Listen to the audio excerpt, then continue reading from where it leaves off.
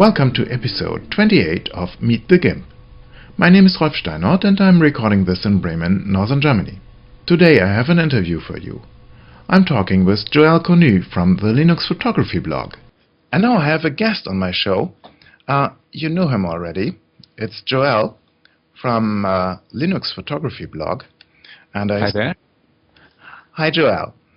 And I stole a lot of his content, and he talks still to me. It's amazing. No problem, Rolf. Okay, you live in Switzerland, in Geneva, Genève. That's about it. Ginebra for the Spanish speakers. How it's there? Well, today is great. Sun's shining. Shops are open for chocolate and cheese. Mm-hmm. But in winter, it's not always that great because we pay a deep price for our mountains around. So we have a lake, mountains around, so fog goes out of the lake and stays in there. Ah, yeah. But today is fantastic, sun's shining, and yeah, it's a great way to start 2008, I guess. You wrote to me once that you learned German, and I know from school and from visiting Switzerland once there are 4 languages in Switzerland. How do you cope with that? 4 languages and 1 country? Well, good question. We don't really cope with the 4 languages. We speak one, that's mother tongue. So for me, it's French. And then you're supposed to learn a second one at school. So in my case, it was German. Mm-hmm. You learn a lot, but you don't speak very much in the end, unfortunately. And then when you come across someone from Switzerland who is either speaking German or Italian, you generally end up speaking in English together. Oh. So that's the common language. Uh-huh. And the last language is actually Romansh, and it's a mix of Italian and German, based on Latin, and it's only spoken by a few thousand people, but it became an official language. So when we have an official paper, like your driving license, you have 5 languages: French, German, English, Romansh, and Italian. And then afterwards you have your name. Oh, yeah. So they managed to do it on a credit card size, but it was tricky. You said last time you spoke really German was in your army time, and there the language is German, or? The thing is, you have the young guys from all of Switzerland who have to go to the army. It's 4 months, but it's long enough if you ask me. And I happened to be in a company where there were, out of 120 soldiers, we were 3 or 4 French speakers. That wasn't exactly as was planned. I think even the high officers weren't too happy about it. So that was a chance for me to talk a little bit of German. I came across a guy who was from Appenzell, and he wanted to go and study in Munich. So he was interested to learn to speak the High German as opposed to Swiss German. So he said, okay, we're going to talk in German. So he could practice his High German and I could learn a bit of German. But that was quite a few years ago now, and my German is not pretty, I can tell you. Oh, well, it's quite difficult. And we have here in Europe another country, Belgium, with 2 languages, and they are, fighting so much. Having a problem, yes. You don't have that problem in Switzerland, haven't you? Well, I think we got used to living together. I mean, we have cantons like states where French is the first language, or German is the first language. We have cantons where there is a mix. We have cantons who are mainly Catholics, others who are more Protestants, and we are used to, being the Swiss guys, so different one from the other. Cantons who are more like city canton, like Zurich or Bern or Geneva, and cantons who are more countryside or mountain cantons. I think as well, because we have a federal system, the cantons have a lot of autonomy in deciding how they want to run the school system or whatever. And I think that's just we're used to living this way together. And what makes us Swiss is that all the guys go to the army, and we vote on the same things, 10 times a year or so. I don't know if that answers your question, or... Yes, I think, yeah. And I think the long time Swiss is the eldest or one of the eldest states in Europe. That helps, certainly. Yes, well, it started 700 and a bit years ago, but it was just 3 cantons at the time, and new ones were added more and more. And among the last ones was Geneva, 1815 or 1845, never remember. And it was French or independent? Oh, Geneva was independent. Yes. Yeah. Okay, let's talk a bit about your blog. You started a blog about Linux and photography.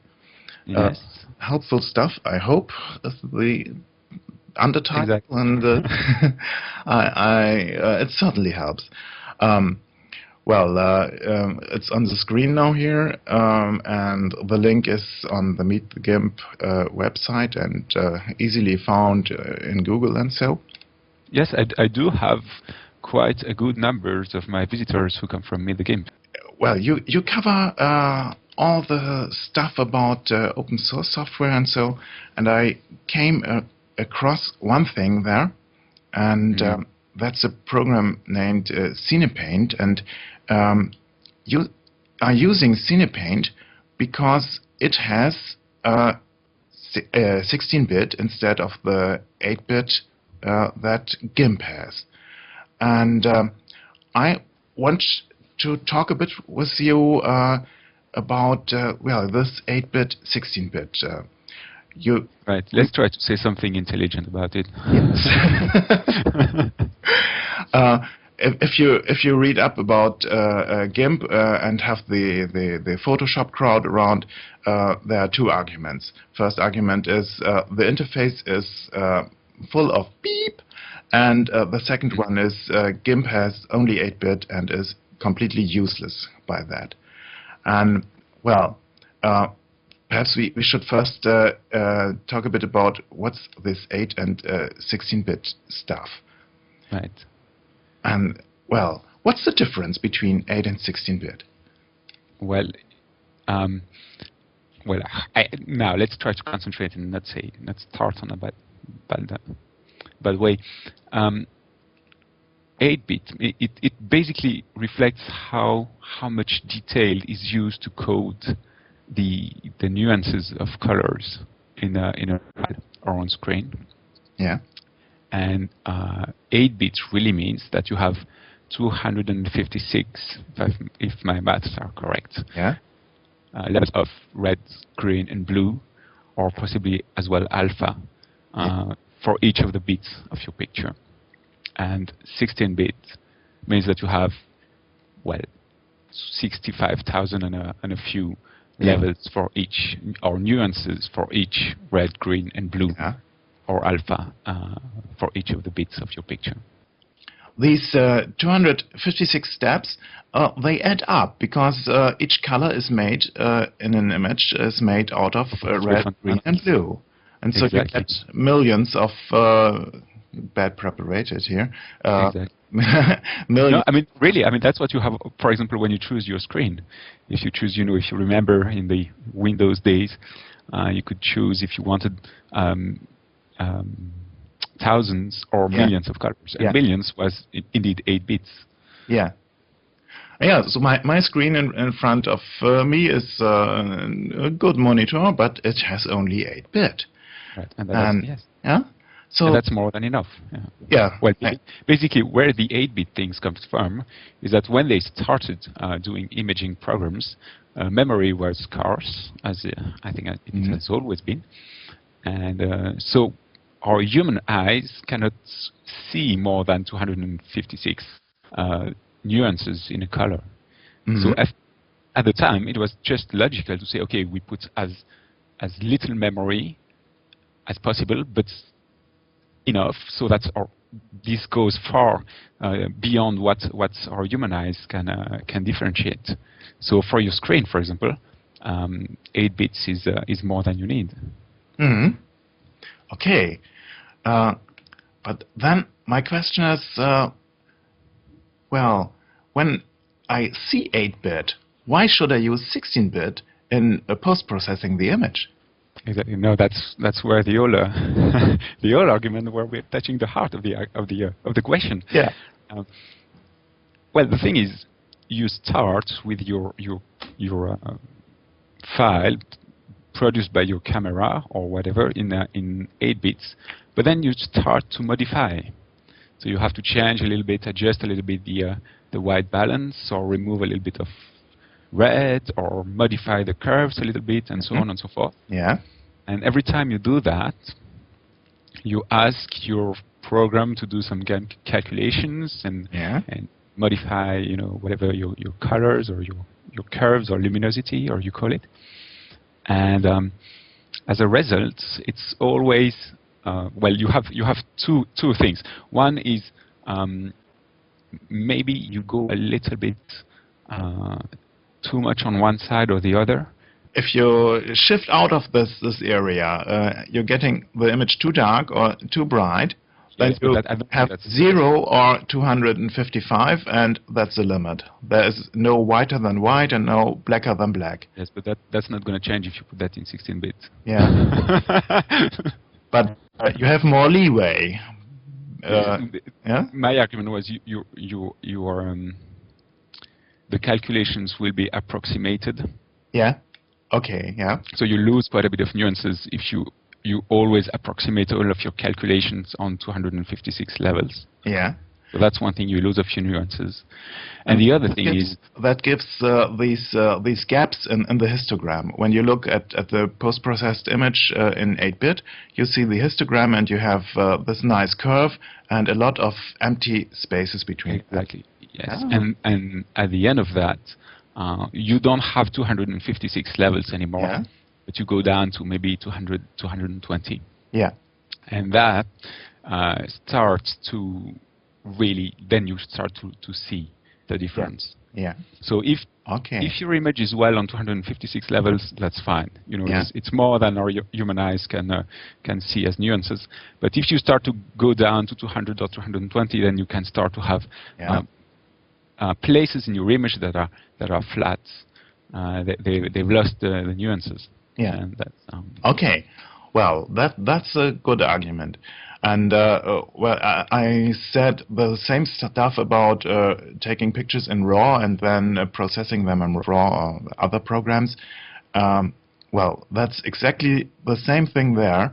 And I do my work with where I shift the colors, and so I do mostly in UF-RAW and with there in 16-bit or in let's say 12-bit or so, with which the camera provides. And then I make a 8-bit image out of it, and well, then I don't do that much with the colors. Okay, then I think you have a very valid point there. Mm-hmm. If you do all the color or most of your color transformations in 16 bits from the RAW of your camera, there is very little that is left to do in the GIMP. Yeah. So maybe 8 bits is more than enough in this case. Okay. Well, 16-bit would definitely be fine, and they are announced they will be coming. I would love that. Me too, yes. Well, and the alternative to my way is Cinepaint, you wrote. And I have started Cinepaint here. It's now on the image. I have a 800 by 600 recording window here, and it doesn't fit into it. And I haven't an image open. I have a Cinepaint window with a lot of buttons, all the tools, the toolbox. Then I have a color selection dialog open and a brush selection and layers and channel.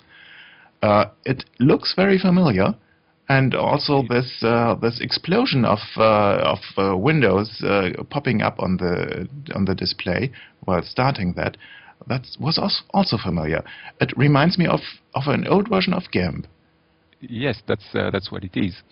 CinePaint, well, basically is aimed as professional photographers and filmmakers, and so they needed more depth in the image, like 60-bit or even 16 bits or even float images, which I don't know how many nuances you have. You don't count anymore at that stage. Yeah. And so instead of redeveloping from scratch a new program, they reused an old, or the base from the GIMP at the time, which was a 1.2 GIMP. So it was a JTK based TK1 based version of GIMP, which now has been moved to JTK2. Yeah. But still, it's true that there has been quite a lot of improvement in several areas. Support for deep paint, color management that was there in CinePaint long before it started appearing in the game. Yeah. I think there are a few more tools specifically for filmmakers, where you can, what they call the flipbook, where you can have many images up open together and you can just flip from one to the other. Yeah. But it's true that the interface shows a little bit its age. Yeah. There are a few bugs here and there that can be quite annoying. Okay, it's an old interface and high tech behind it, and the interface. I think the interface hasn't changed because there was too much tie-in between interface and all the back engines. It may be, yes. Yeah. I don't know all the details about that. That was the argument from the GIMP makers to not to change stuff. Yes. Well, I think there's been a bit of unhappiness between CinePaint and the GIMP developers. Yeah. So I really don't want to reopen that chapter. Yeah, no. Hopefully it's old. Okay, as you said, a floating point. I see this here in the color selection dialog. In GIMP, you see there it's nearly the same dialog, and you see there next to the sliders numbers from 0 to 255, and here I have a number from 0 and then floating point and going up to 1. Okay, yes. Full is 1 here. Well, it's very logical. It's really a floating point interface. Would you say that working with CinePaint is difficult for someone who has basic knowledge of GIMP? I don't think so. There are a few tools that are missing in CinePaint. And things like image cropping, I really like the new 2.4 in the GIMP. How they did that with the rectangle, you can just drag and drop your thing. Yeah. So this is a little bit more primitive in CinePaint. So it has the powerful engine, but the rest of the car is it's a bit old, if I can use that analogy.